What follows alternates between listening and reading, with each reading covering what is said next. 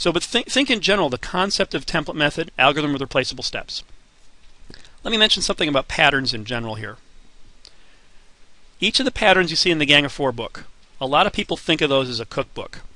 And when I say Gang of Four book, I mean this book called Design Patterns, Elements of Reusable Object-Oriented Software.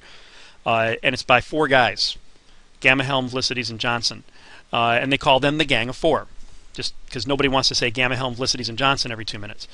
And by the way, Eric Gamma is really big in the Eclipse community.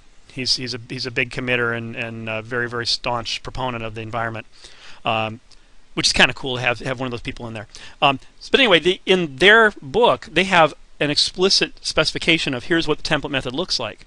But what they're doing is giving you an example implementation. Whenever you have a design pattern, don't think that your code has to look exactly like those example implementations. That's not the point. The point is to not have to spend the last 20 minutes I did explaining this every time you do this pattern. The point is to give it a name.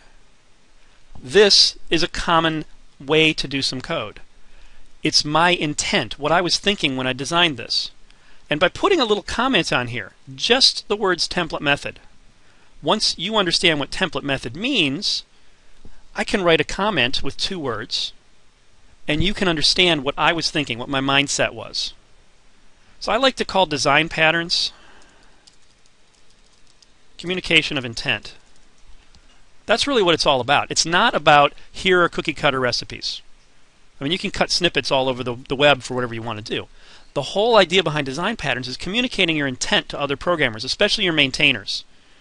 And what that buys you is that your maintenance programmer can get into your mindset. Because if you ever picked up somebody else's code and you look at it and you're thinking, what were they thinking?